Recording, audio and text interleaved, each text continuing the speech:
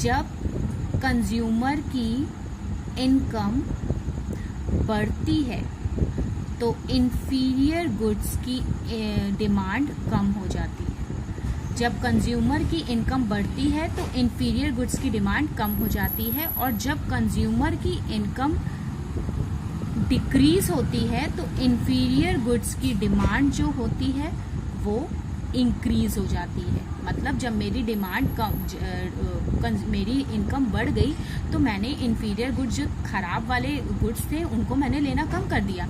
मैं अच्छे गुड्स में आ गई, भाई मेरी तनख्वाह बढ़ गई है, ठीक है, मेरी इनकम बढ़ गई, अब मैं ज़्यादा खर्च कर सकती हूँ, तो मैं गंदे या सड़े गुड्स क्यों लूँ या कम अच्छे गुड्स क्यों लूँ, मैं अच्छे गुड्स खाऊंगी।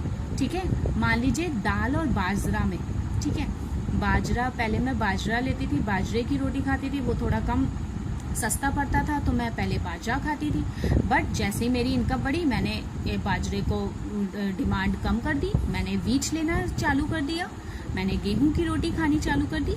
तो ये होता है इन नॉर्मल गुड्स और इंफीरियर गुड्स का केस, कि इनकम में कैसे ये दोनों डील करते हैं। ठीक है, आई होप इसका समझ में आ गया होगा।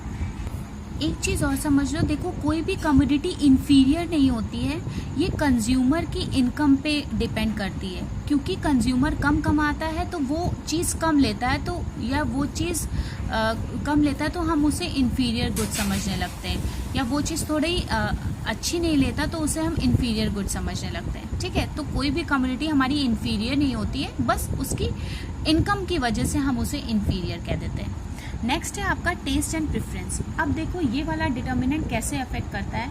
टेस्ट एंड प्रेफरेंस क्या होता है, जैसे मान लीजिए कंज्यूमर का टेस्ट बदल जाए किसी कमोडिटी को लेके, या कोई चीज़ फैशन में आ जाए, जैसे क्लोथ्स की बात करें तो फैशन चेंज होता रहता है, उस हिसाब से डिमांड क्या होता है, या किसी की हैबिट है कि नहीं मुझे वही चीज़ खानी है, तो वो सब चीज़ें यहाँ टेस्ट एंड प्रेफरेंस पे आती हैं। ठीक है, अब समझिए क्या होता है इसमें। क्या होता है बेटा, जो हमारी, जैसे मान लीजिए कोई चीज़ फैशन में है या हमारी हैबिट में है, या हम किसी चीज़ को प्रिफर कर रहे हैं, या जो मेरा टेस्ट है, उस केस में जो हमारी डिमांड होती है वो बढ़ती है। ठीक है, अब मैं हूँ, जैसे मैंने कहा कि नहीं मैं सिर्फ फ्यूज चॉकलेट या डेयरी मिल्क की चॉकलेट खाती हूँ, ठीक है, तो मेरा ये टेस्ट है, तो मेरी ऑब्वियसली हमेशा से डिमांड उसमें ही रहेगी। ऐसा तो नहीं है कि उसकी अगर प्राइस बढ़ गया या कुछ हो गया तो मैं अपना चेंज कर लूँगी, नो, क्योंकि ये मेरा टेस्ट है, मेरी प्रेफरेंस है, मैं यही करना चाहती हूँ, मेरी हैबिट हो गई है अब ये, तो मैं अपनी हैबिट को तो चेंज नहीं करूँगी, तो इसी वजह से वहाँ पे डिमांड क्या होगी, बढ़ेगी मेरी। ठीक है, और अगर जैसे मेरा टेस्ट या प्रेफरेंस चेंज हो गया तो मेरी डिमांड क्या होगी, डाउन हो जाएगी। तो यहाँ क्या लिखेंगे, टेस्ट एंड प्रेफरेंस है मेरा। अगर इस केस, ये केस है हमारा, तो डिमांड क्या होगी, हमेशा बढ़ेगी। और टेस्ट और प्रेफरेंस चेंज हो गया, अगर taste of change in taste and preference, तो मेरी डिमांड क्या होगी, मेरी डिमांड जो होगी वो कम हो जाएगी।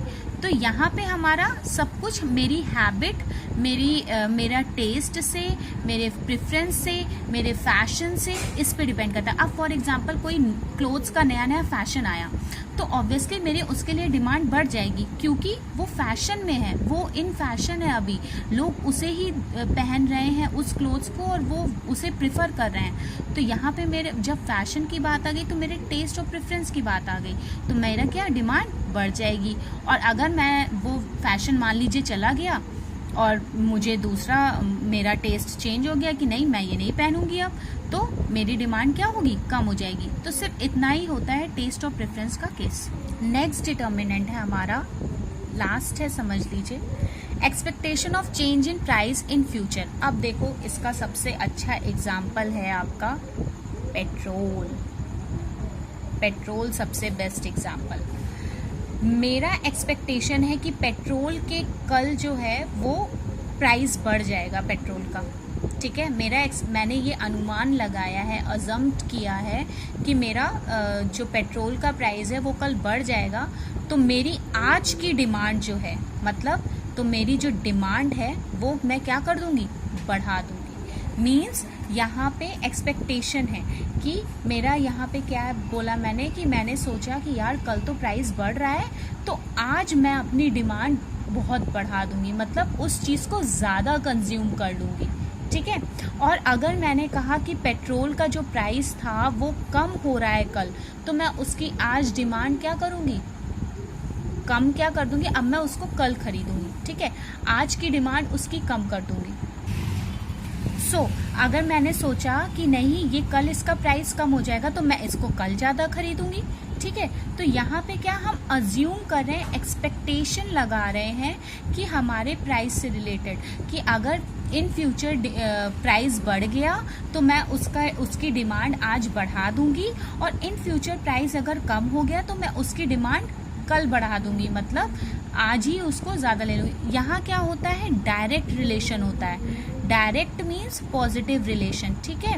डायरेक्ट रिलेशन एग्जिस्ट करता है, या हम कह सकते हैं पॉजिटिव रिलेशन एग्जिस्ट करता है, ठीक है।